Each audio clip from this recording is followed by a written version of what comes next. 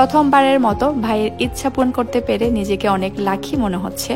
সে এখানে এসে অনেক এনজয় করেছে। তার থেকে বড় কথা হলো আমি তার বড় দিদি হিসেবে তার ইচ্ছাটা পূরণ করতে পেরেছি। হ্যালো সবাইকে, কেমন আছেন সবাই? অলরেডি হচ্ছে কি কক্সবাজারে অনেক অনেক ভিডিও আপলোড করে ফেলেছি। এটা ছিল আমাদের কক্সবাজারে একদম লাস্ট ডে। পুলু ইচ্ছা হলো এবারে কক্সে এসে সে ওয়াটার পার্কেই যাবে। মূলত সে আমাদের সাথে কক্সবাজার আসার উদ্দেশ্যই হলো ওয়াটার পার্কে যাওয়া। টানা 3 দিন ধরে সে আমাদের সাথে ঘুরতেছে, তবে তার মন রয়ে যাচ্ছে খালি ওয়াটার পার্কে। আমি মজা করে প্রথম দিনে বলেছি যে আমরা ওয়াটার পার্কে যাচ্ছি না। এই কথা শুনে তার ফার্স্টের রিয়াকশন ছিল ইজ ওকে, প্রবলেম নাই।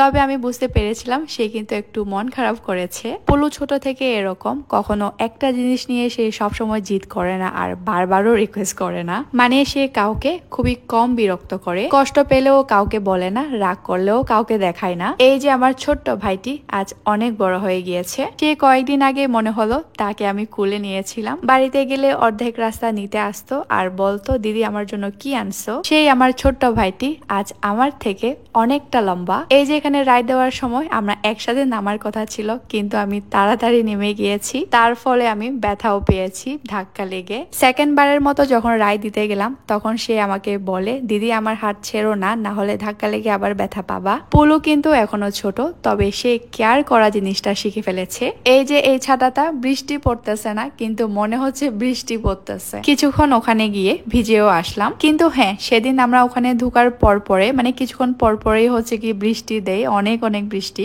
বড় হওয়ার পর এই প্রথমবার মনে হয় আমরা ভাই বোন মিলে লং একটা ট্যুরে আসলাম, তাও আবার মা বাবাও ছাড়া। আগে অনেক গিয়েছি, সেটা মাও অথবা বাবাকে নিয়ে অনেক অনেক মজা করেছি, তবে মা ও বাবাকেও মিস করেছি। কেন মিস করেছি জানেন? এবারে আমার ভাইটি ছিল সেটার জন্য। কক্সবাজার আমার অনেকবার আসা হয়েছে, মানে ফ্যামিলি মানুষদেরকে ছাড়া, মানে আমার প্রমোশনাল কাজের জন্য আসা হয়েছে। কয়েকবার তো আমাদের রাখাইন সম্প্রদায়ও বিয়েও খেয়ে গিয়েছিলাম, তখন এভাবে করে মনে হয় নাই। ওই যে আমার ভাই থাকাতে, ভাই গেলে তো মারা যেত, মা গেলে তো আমরাও যেতাম। তবে সে এই প্রথমবারের মতো কক্সবাজারে গিয়েছে। সে কতই বা বড়, তার কতই বা হয়েছে বয়স। পড়াশোনার চাপে তার কোথাও একটা তেমন ঘুরতে যাওয়া হতো না, তবে এইবারে লং একটা ট্যুর দেওয়া হলো। ফ্রেশ হতে গিয়েছিলাম, এই যে দেখেন ফেসটা একদম বিধ্বস্ত অবস্থা। গরম গরম এক কাপ কফি খেয়ে নিয়েছি। এই মনে হয় বৃষ্টি থামলো, পুরা রোডটা এখনো ভিজা আর আমাদের অবস্থা খুবই ভয়ানক ছিল।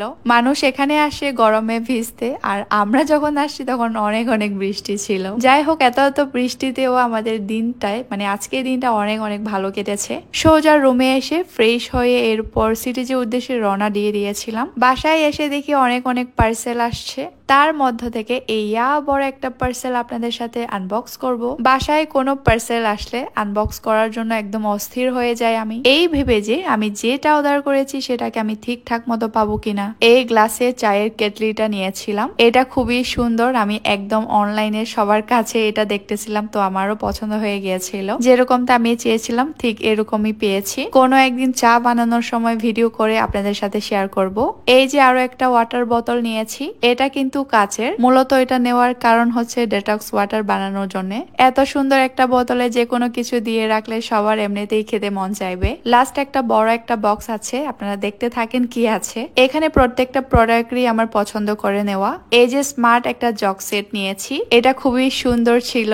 জকের সাথে 4-4টা কিউট কিউট গ্লাসও ছিল। তার থেকে বেশি সুন্দর ছিল এই জগটা। মূলত এটা নিয়েছি আমি যে কোনো জুস রেডি করে রাখার জন্য। সবশেষে যেটা নিয়েছি এটা আরো বেশি বেশি পছন্দের, মানে আমার খুবই খুবই কাজের জিনিস। মাঝে মাঝে আমি ফ্রি টাইমে বাসায় কফি বানাই নিজে নিজে, সাথে জুস তো বানাই। তো আমার এরকম একটা জুস পট দরকার ছিল, তো আজকে পেয়ে গিয়েছি। ও হ্যাঁ, এগুলো কিন্তু হিট প্রুফ গ্লাস, 120 টেম্পারেচার নিতে পারবে। আর এই সবগুলো প্রোডাক্ট কিন্তু পেয়ে যাবেন আপনারা কালারফুল মার্ট ফেসবুক পেজে। এই ছিল আজকের ভিডিও। সবাই ভালো থাকবেন, দেখা হবে পরে কোনো ভিডিওতে। সবাইকে টাটা।